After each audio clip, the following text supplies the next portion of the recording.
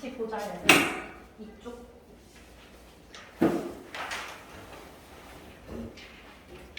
이쪽부터는 독립운동인데 독립운동 파트는 외울 게 좀 많아 얘들아. 요 파트는 전부 다 1910년대 독립운동이야. 1910년대 독립운동. 그럼 얘들아 10년대 독립운동을 보려면 10년대 일제 통치 방식을 다시 떠올려야 돼. 1910년대 일제 통치 방식이 무슨 통치였지? 무당 통치였지. 무당 통치 시기에 강압적으로 한국인들을 감시하고 통치했기 때문에 이 시기에 독립운동이 활발하게 일어나기는 힘들었어요. 잘못하면 헌병군한테 끌려가서 맞으니까. 그래서 큰 1번 봐봐. 국내 항일운동은 모두 비밀결사의 형태로 나타난다. 비밀결사. 비밀결사 형태로 나타나는 이유를 알아야 돼. 무당 통치였기 때문인 거야. 비밀결사는 단체가 총 2가지 독립위군부 대한광복회가 있고 2개만 외워주시면 되고요. 그럼 대부분 독립운동가들 어디서 활동했느냐? 국외로 이동해서 활동했다는 거야. 큰 2번 보시면 국외 항일운동에 독립운동 기지를 건설했다. 이렇게 나와 있어. 됐어? 근데 내가 이거 또 수정한다는 것도 깜빡했는데 표에다가 하나만 수정할게. 어떻게 수정할 거냐면 혹시 수정 테이프 있니? 수정 테이프를 꺼내서 상하이랑 미주 칸들 나눠져 있는 걸 전부 다 한 칸으로 이렇게 합치세요. 상하이 칸은 전부 다 이렇게 긴 거 하나로, 미주 칸도 이렇게 전부 다 긴 거 하나로 이렇게 되게 여기 사이에 있는 애들을 다 지워요. 상하이랑 미주만. 걔는 뭔말 뒤했어? 수정 테이프가 없어?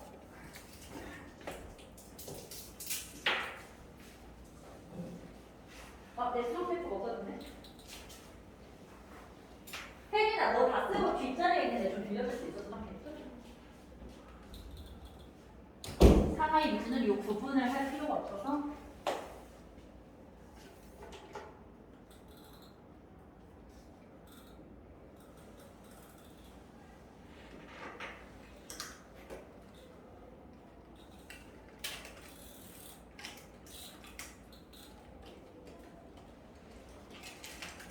서강도 북한도 연해주는 칸 나눠져 있고 상하이 미주는 칸 안 나눠져 있는 정도.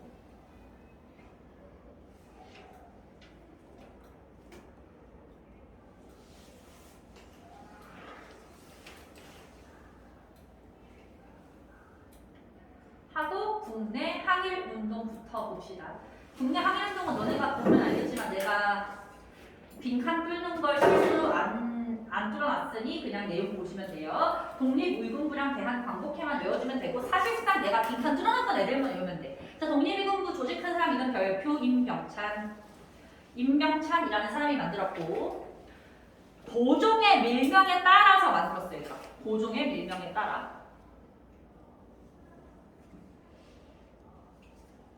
고종이 이때 살아있는 상태였고요.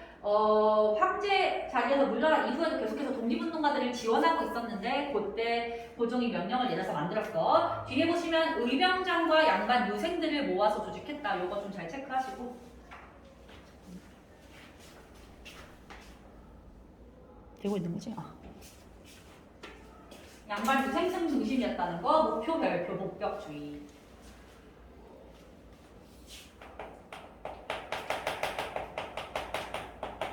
얘들아, 복벽주의라는 단어의 뜻을 옆에다가 써볼게. 옆에다가 위한 왕이 다시 복위함. 한번 퇴위했던 왕이 다시 왕자리로 복위하는 것을 복벽주의라고 해요. 그럼 얘들아, 한마디로 독립의군부의 목표는 누구를 다시 왕자리에 앉히는 거. 고종을 다시 왕자리에 앉히는 거. 그게 목표였던 거야. 고종이 명령 내렸으니까 당연히 고종 중심으로 굴러갔겠지. 근데 뭐 여러 가지 활동을 하다가 국권 반환 요구서를 발송하려던 중에 발각돼서 해체하게 된다. 그것만 아시면 돼요. 오케이. 자, 대한광복회 볼게요. 대한광복회는 박상진이 조직했고 마찬가지 박상진 별표 사람 이름. 박상진은 우리 이웃인 양정학교 출신이었고요. 판사였어요. 판사. 원래 판사였는데 1910년에 우리가 식민지가 되면서 스스로 퇴직을 했어.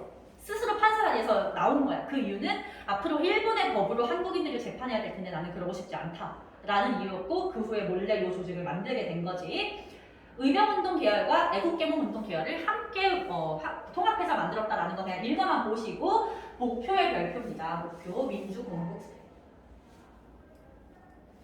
얘들아 민주공화국이 어떤 국가냐? 앞에 민주는 민주주의지. 민주주의는 나라의 주인이 누구인 국가야? 국민인 국가지, 그치? 공화국은 왕 있는 거 없는 거? 없고 국가의 대표자를 선출하는 거. 오늘날 우리나라 민주공화국이야? 오늘날 우리가 민주공화국이지. 그런 국가 체제를 만들겠다는 거야. 그러다가 군자금을 모금하려던 중에 조직이 발각돼서 해체된다. 됐어? 어려울 거 한 개 더 없고요. 어려운 건 아래에 있는 독립운동 기지입니다. 이 표 전체를 다 채울 거고 전체를 다 외울 거야, 얘들아. 엄청 중요해.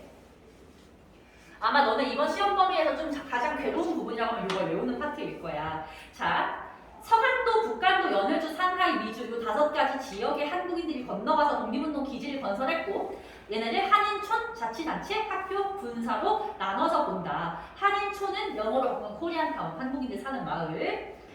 근데 얘들아 거기 표를 채우기 전에 내가 지도를 그려서 하나만 설명을 해줄게.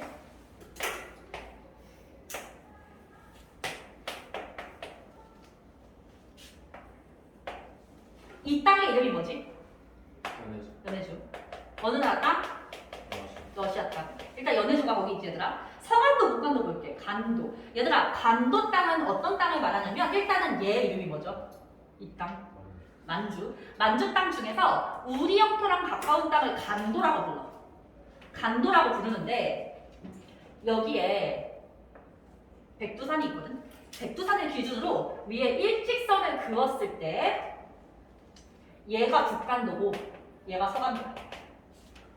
백두산 기준이야. 그리고 여기 남쪽에 중국 남쪽에 상하이, 저 바다 건너 미주. 미주에는 우리가 흔히 얘기하는 미국에다가 하와이 같은 섬들 그리고 멕시코까지 포함되어 있어. 요 5 지역에 주로 한국인 독립운동가들이 건너가 있었다는 거야. 여기는 단체를 외웠을 때 지도를 주면서 문제를 내기도 하기 때문에 지도를 모르면 문제를 못 풀어. 자, 근데 얘들아 봐봐. 서간도, 북간도, 연해주. 3 지역에 공통점이 있어. 공통점이 뭐게? 추워요. 그리고 춥고 우리 영토랑 국경이 다 있지. 우리 영토랑 국경이 다 있어. 상하이랑 미주는 요 당시 기준으로 엄청 멀었을 거 아니야, 얘들아. 비행기가 없던 시절이니까. 그러면 여기 요 간도 지역이나 연해주 지역으로 간 사람들하고 상하이나 미주로 간 사람들은 뇌 구조가 같을까 다를까? 뇌 구조가 달라. 그러면 봐봐. 서간도, 북간도, 연해주로 간 사람들은 왜 굳이 여기로 갔느냐? 요 지역이 뭐 하기에 유리한 땅이었기 때문이냐면 무장 투쟁을 하기 유리했기 때문이야. 전쟁. 이 사람이 인구수가 적은 척박한 땅에서 몰래 군대를 키워서 쉽게 한반도로 진출 가능하니까 여기에 간다는 거야. 오케이?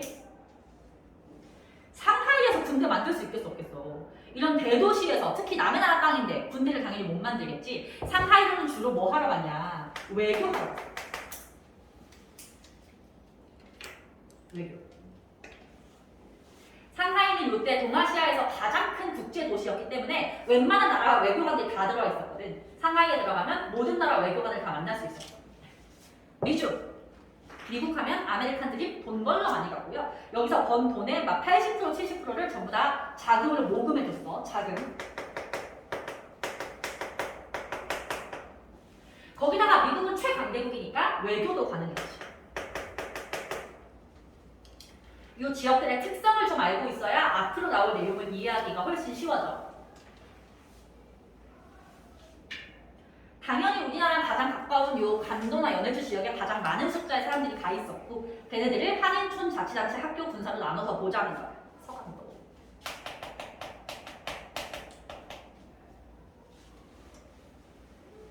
서간도는 얘들아 우리 지난주에 금옥여부를 제외하고 배웠어. 신민회에서 서간도 남만주 지역에 이회영 지방 돈을 활용해서 독립운동 기지를 건설했었거든. 걔 이름 뭐였게? 삼원무. 퀴즈를 안 보실 건가요? 삼원무. 얘들아 한인촌 이름이 삼원무야.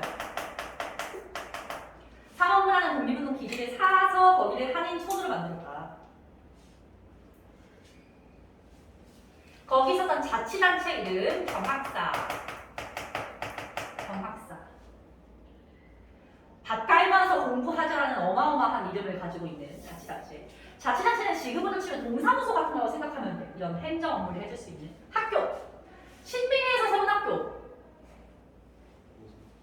오선학교랑 대성학교. 걔네들은 국내에 있어. 국외에 세운 학교. 신은 강습소. 나중에 이름을 노관학교로 바꾸지.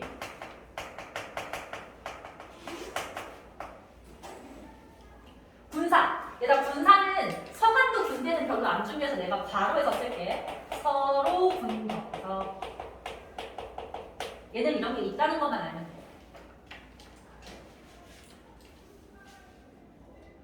북한도는 전체 별도 하세요. 북한도가 제일 시험에 잘 나오고 제일 중요해. 북한도.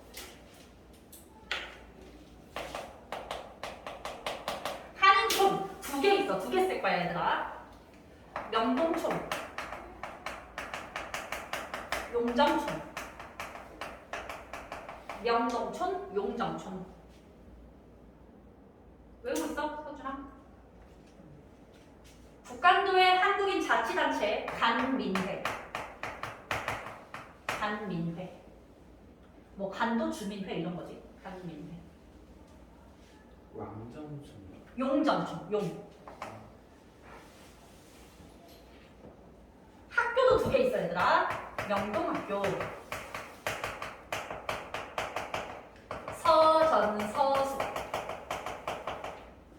명동학교 서전서수. 여기 명동학교 나온 사람 중에 제일 유명한 사람이 너네가 아는 윤동주 시인. 여기 출신이시지. 군대. 국로. 이거 쓰자. 원래 중광단이라는 군대였는데 이름을 국로 군정서로 바꿨다. 중광단이라는 군대에서 이름을 국로 군정서로 바꿨다. 얘가 서로 군정서, 국로 군정서 약간 세트 같지? 세트라고 생각하면 돼. 근데 얘는 별로 안 중요해. 연해줄. 연해줄 한국인 마을 신한촌. 뉴 코리안 타운 이런 거지. 신한촌. 자치단체. 번업회. 번업회. 학교 없음.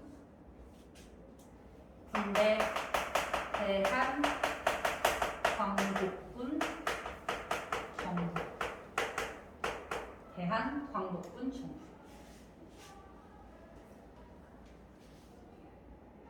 대한 광복군 정부 같은 경우에 이름은 정부지만 실제로 우리가 대한민국 정부 하듯이 그런 개념은 아니었고 사실상 군대에 가까웠다고 보시면 돼요. 얘네 다 외워야 돼. 얘네를 외우고서 가 들어가지고 북한도에 가 지역에 있었던 거를 모르게끔 낸다는 소리야. 자, 상하이 보자. 상하이. 상하이는 단체 하나밖에 없어. 신한 청년단. 신한 청년단. 얘는 뒤에서 한 번 더 나올 거니까 되게 중요하게 봐야 돼요. 미주.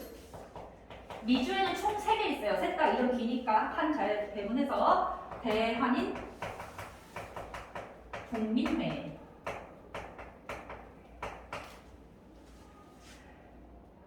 우리 지난주에 배운 거. 미국인 외교 고문이었던 스티븐스를 죽인 사람 누구였지? 장인한? 정명훈. 내가 그 사람들 잡혀갔을 때 안창호가 한국인들한테서 모금을 해서 그 사람을 풀어줬다고 해서 보석금 만들어서 그러면서 만들어진 단체야. 대한민국 안창호 중심이었어. 그 다음 대조선 국민분단. 대조선 국민분단. 하와이에 있었고 마지막 숙무학교. 숙무학교. 얘는 좀 독특하게 멕시코에 있었어. 좀 특징이니까 잡아주시오. 숙무학교만 멕시코.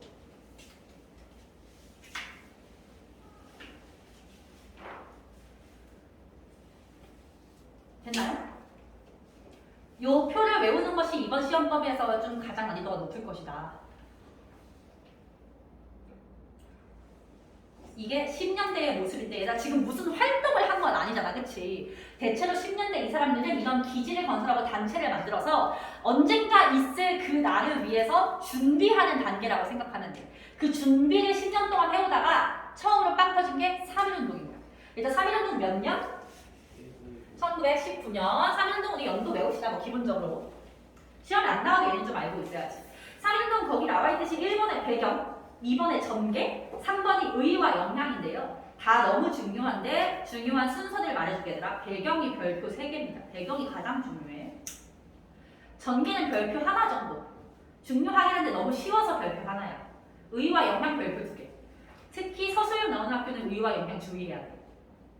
자, 배경 봅시다. 배경. 국제적 배경과 국내적 배경으로 나눠져 있지. 국제적 배경이 있다는 건 당시 국제적인 상황이 되게 중요하다는 거잖아. 얘는 시험엔 안 나오겠지만 상황이 어떤 상황인지 한번 써볼게요. 얘들아, 위에다가 써보세요. 이때 당시가 1차 대전이 종식된 상태였어. 딱 1차 세계대전이 끝났던 시점. 1차 대전은 말 그대로 세계대전이니까 유럽의 모든 국가에다가 뭐 미국 이런 국가들이 참전했던 전쟁이었거든. 얘들아 기억나니? 모든 전쟁이 끝나면 줘야 돼, 매죠. 그래서 이때도 전쟁 끝나고서 앞으로 어떻게 할 것인지에 대해서 논의하려고 회의가 열려. 그때 열렸던 회의가 파리 강당회의였어.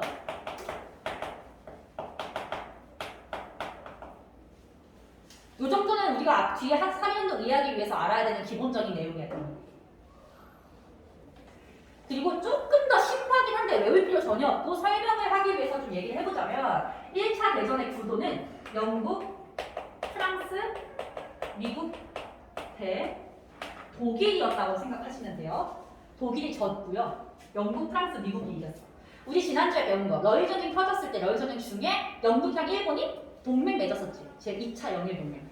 그래서 일본은 영국 편에서 참전을 했었고 일본은 승전국이다. 이거 알고 있으면 뒤에 내용 편해요.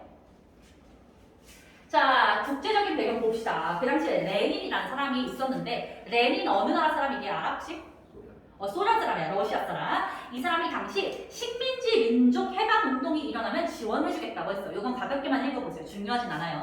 식민 지배를 당하는 민족이 해방 운동을 할 경우 우리 러시아가 도와주겠다고 약속을 한 거야. 그리고 얘들아 파리 강화가 열렸지? 이거는 당연히 승전국 중심으로 굴러갔겠지. 승전국 중에서도 이 전쟁에서 가장 활약을 많이 한 게 미국이었기 때문에 미국이 주도를 했단 말이야. 그때 미국 대통령이 거기 나와 있는 윌슨이야. 윌슨. 미국 대통령이었던 윌슨이 파리 강화회의에서 어떤 말을 하나 하는데 그게 되게 중요한 거야. 민족 자결주의. 민족 자결주의라는 걸 주창했어. 자결이 무슨 뜻이냐? 자 스스로 결정한다라는 거거든. 모든 민족은 자기 민족의 일을 스스로 결정할 수 있어야 된다. 이게 윌슨이 주장한 거였어. 그럼 얘들아 식민 지배를 당하고 있으면 자결할 수 있어 없어? 없으니까 즉 이 말은 식민 지배를 받고 있다면 독립해야 된다라는 말이었기 때문에 여기에 우리 한국인들이 기대를 걸 수밖에 없었다는 거지. 근데 여기엔 사실은 숨겨진 그 내용들이 있는데 아까 미국은 승전국이었잖아. 만약에 미국이 진짜 식민지를 풀어준다면 승전국인 영국, 프랑스, 미국의 식민지도 풀어줘야 되잖아. 그런 짓을 하려고 했을까? 그럴 리가 없지. 사실 이것은 패전국인 독일 식민지를 해방시키기 위해서 한 말이었고 미국은 독일 식민지를 해방시켜서 그거를 자기네가 식민지배를 하고 싶었단 말이야. 그래서 승전국인 일본의 식민지인 우리나라와는 관계가 없는 내용이었던 거지. 그럼에도 불구하고 어쨌든 한번 여기에 희망을 걸어보자. 이렇게 된 거예요. 그래서 국내적 배경을 보시면 요 파리 강화회의에 우리나라의 입장을 전달하기 위해서 맨 끝에 보시면 신한청년당이라고 나와있지. 신한청년당 아까 어느 지역의 독립운동 단체였어? 상하이. 거기서 한 인물을 여기에 파견해. 그 인물의 이름은 김규식. 상하이의 신한청년당에서 김규식을 파리 강화회의에 보냅니다. 김규식 이름은 너네 2학기 기말고사까지 계속 나올 사람이야. 엄청 중요한 인물이야. 대표적인 독립운동가인데 이 사람의 좀 히스토리를 설명해주자면 약간 뭐 주의 환기로 이 사람은 태어나자마자 고아가 됐대. 부모님이 돌아가신 건지 버려진 건지 모르겠어. 고아가 돼서 어릴 때부터 고아원에서 자란 거야. 그러다가 6살 때 입양이 되거든. 근데 이 김규식을 입양한 사람들이 누구였냐면 미국에서 한국에 선교를 하러 온 언더우드 부부였어. 언더우드 부부 집안에 입양이 됐는데 언더우드 부부는 오늘날 너네가 알고 있는 연세대학교 창립자야. 그러니까 사실 연세대학을 창립할 정도면 집에 돈도 많고 학식도 높은 사람들이었을 거 아니야. 그런 부모 밑에서 6살 때부터 자랐으니까 사실상 원어민으로 큰 거야. 영어를 너무 잘해. 근데 좀 언어 쪽으로 천재였던 것 같아. 쌤이 개인적으로 김규식을 되게 좋아해서 관련된 책이나 논문을 많이 찾아봤는데 김규식이 그때 당시에 요때 14개국어를 했대. 14개국어를 유창하게 했대. 그리고 유럽의 언어는 다 기본적으로 하면서 중국어, 일본어, 인도어에다가 라틴어까지 다 했다는 거야. 그러니까 사실 김규식 한 명이 여기 파견되면 어느 나라 사람들 만나든지 의사소통이 가능한 거지. 그래서 얘를 파견했다. 되게 중요해. 그 다음에 두 번째 줄 보시면 도쿄 유학생들이 그때 당시에 빈칸에 2월 8일에 독립선언을 발표합니다. 도쿄 유학생의 28 독립선언. 2월 8일이가 3.1운동 일어나기 한 달도 안 남았을 시점이잖아 얘들아. 근데 이때 도쿄면 일본의 수도인데 거기서 이런 독립선언을 발표할 수 있다니 혹시 일본에 내부적으로 문제가 터진 건가? 라는 생각을 한국인들이 하게 된 거야. 그 정도 이해를 하시면 되고요. 결정적으로 고종이 돌아가십니다. 이때. 근데 고종이 죽었을 때 일본이 독살을 했다는 소문이 돌았어. 근데 진짜 독살인지 아닌지는 오늘날도 알 수 없어. 왜냐면 일본이 너무 급하게 시신을 처리했거든. 근데 막 어디 병이 있거나 그런 상황이 아니었는데 식사를 한 지 몇 시간 안 돼서 갑자기 죽었기 때문에 그런 소문이 돌게 된 거야. 이것이 어떤 영향을 주느냐. 첫 번째, 국민들이 10년 동안 일본의 무단 통치하에서 얼마나 무기력해져 있었겠어. 우리는 아무것도 할 수 없다는 무력함에 있다가 뭔가 분노가 다시 활활 타오르게 되는 거지. 그런 상황에서 얘들아 3월 1일이 바로 고종의 국장일이었거든. 위에다가 써볼게요. 3월 1일이 고종의 국장일이었어. 얘들아 3.1운동을 하려면 기본적으로 사람들을 한 곳에 모아야 되지. 근데 고종 국장일이면 사람들이 모일 필요 없이 알아서 사람들이 모여 있을 거란 말이야. 그 날을 활용한다 라는 거 알아두시면 되고 전개로 넘어갑시다. 전개. 이거 지울게. 자, 거기 보시면 민족 대표 33인과 학생과 시민 이렇게 나눠져 있어요. 민족 대표 33인은 태화관이라는 식당에 모여서 독립선언서를 낭독을 하고요. 같은 시간에 학생들은 탁골공원에서 태극기를 들고서 기다리고 있었어요. 그리고 여러분들 민족대표 33인 옆에다가 써보세요. 이분들은 종교계 인사였다.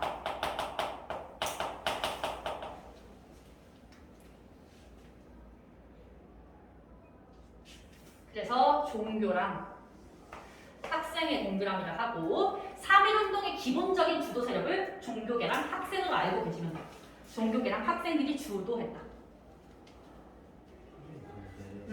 선생님께서 학교 행정에서 말씀해주시는데 3월 1일이 국장이라고 맞아. 저 정확히는 그렇기는 한데 보통 그냥 3월 1일을 국장일이라고 얘기를 해.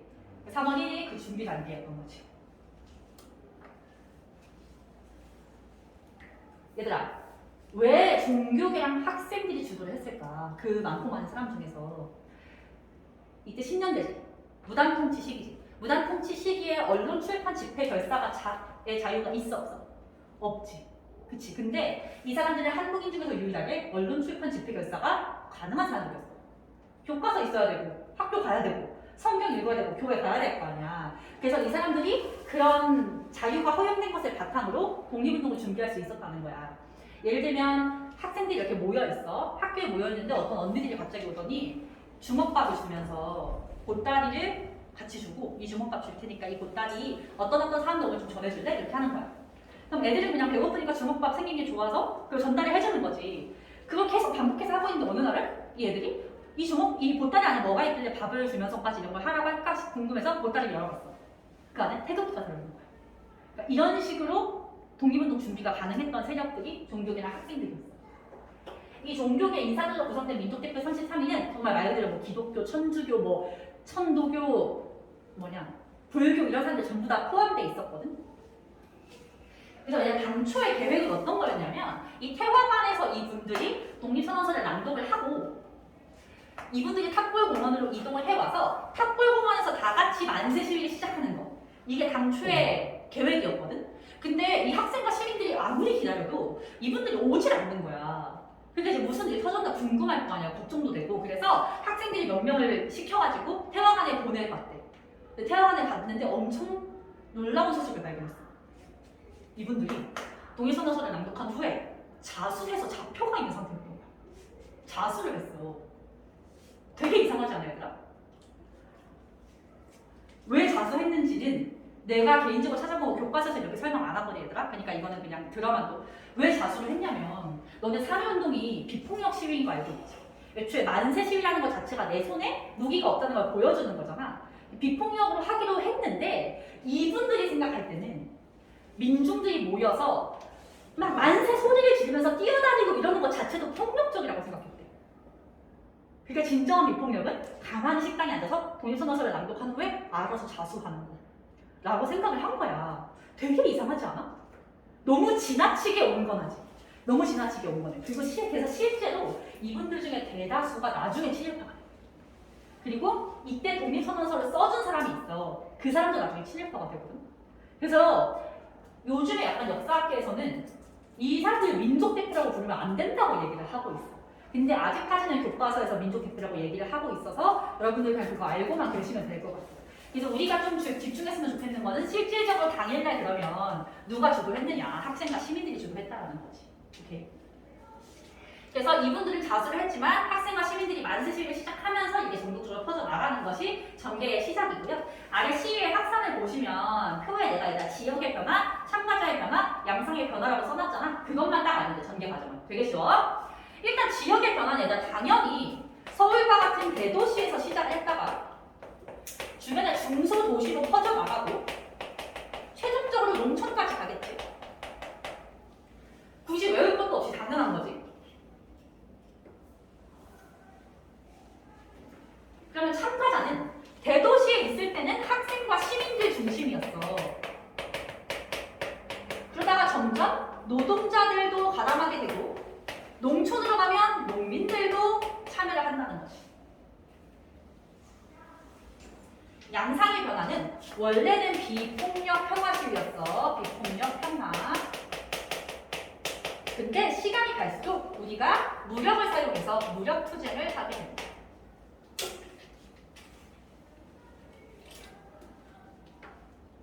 엄청 쉽지?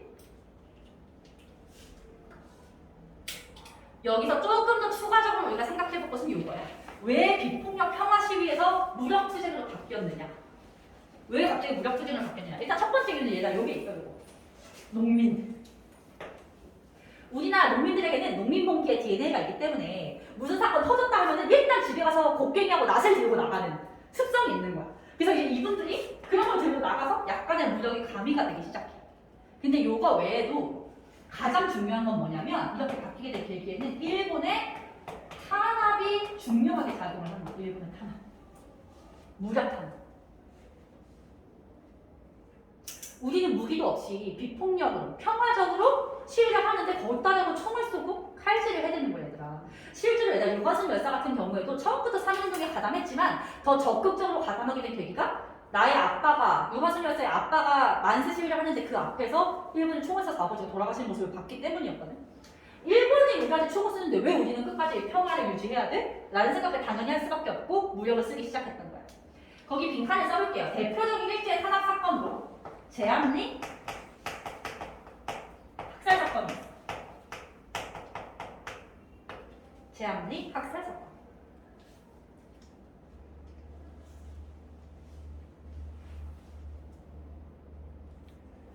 일단 이 얘기는 들어봤지. 제암리 학살 사건 되게 유명하잖아. 제암리라는 한 농촌 마을에서 워낙에 요 동네 남자들이 유독 다른 동네보다 더 적극적으로 3.1운동에 나섰대. 그래서 이 사람들에게 복수를 하기 위해서 일본이 모든 성인 남자들을 교회 건물로 불러들이고 교회 건물을 다 막아버리죠. 판자로 이렇게 못을 박아서 막아버리고 그 통째로 불을 태워버리죠. 통째로 불을 태우고 살아남기 위해서 뛰쳐나온 사람 전부 다 총을 쏴서 죽이고 다 불타고 나서 남은 시신의 확인 사살까지 했던 그런 끔찍한 사건이 바로 제암리 학살 사건이에요. 그래서 내가 이 제한명세 사건 당시에 이 3.1운동을 취재하려고 들어갔었던 미국인인가? 외국인 기자가 한 명 있었어. 그 기자가 이걸 보고 너무 충격을 받은 거야. 이렇게까지 비인간적인 짓을 할 수가 있다니 싶어서 이거를 되게 적극적으로 보도를 해. 다른 나라에. 그래서 그게 전 세계에 퍼지면서 미국이나 영국 같은 나라들이 야 일본 너네 같은 식민지배를 하더라도 우리보다 좀 심한데? 너네 너무 반인륜적인 거 아니야? 라고 비난을 하기 시작해. 이 국제사회의 비난이 일제가 통치 방식을 무단에서 문화로 바꾸는 계기가 되기도 했어. 그러니까 한국인들이 강압적으로 했을 때 이것에 반환한다는 걸 알게 되기도 했지만 국제사회의 비난 여론을 무마하기 위한 목적도 있다는 거 그냥 알아만 두시면 돼요. 어려운 내용 아니니까. 그래서 의와 영향을 보자. 의와 영향. 서술형도 되게 잘 나오거든요.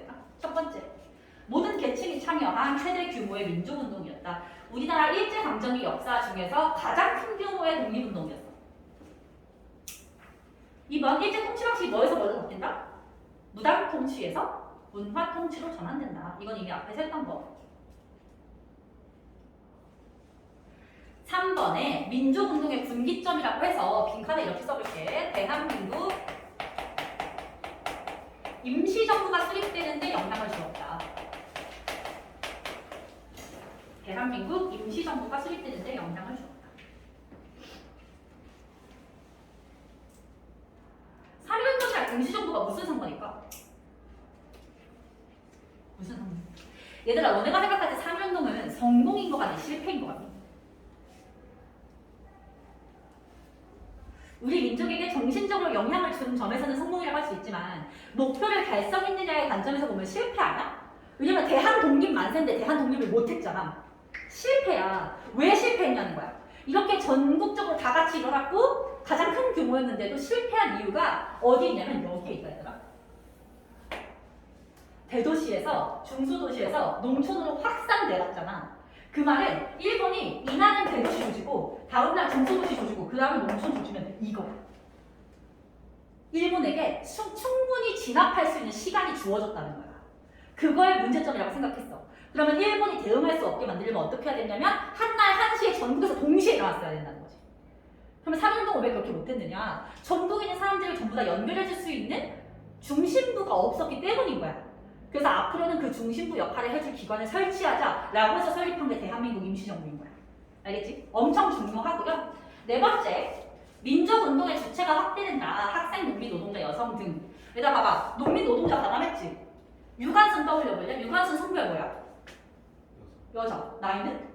18? 고등학생이지. 너네랑 비슷한 나이잖아, 얘들아. 기존의 한국 사회에서, 오늘날 시각 말고 그 당시 한국 사회에서 학생, 여성, 농민, 노동자가 사회 문제에 적극적으로 주도적으로 나간다는 거 상상할 수 있었던 일일까? 거의 볼 수 없었던 일이었어. 근데 그거를 3.1운동 때 함으로써 20년대에 농민들, 노동자들, 여성, 학생들이 자신들의 계층을 위한 인권운동을 하기 시작해. 이거는 내 생각엔 아마 금옥 시험 범위에만 들어갈 것 같기는 해. 그 나중에 나오는 디테일한 내용이. 근데 마포는 지금 시험 범위 따라서 잘하면 들어갈 수도 있어. 어쨌든 그렇습니다. 3-4에 나와요. 마지막 5번 중국의 오사운동과 같은 민족운동에 영향을 주었다. 까지 보시면 됩니다.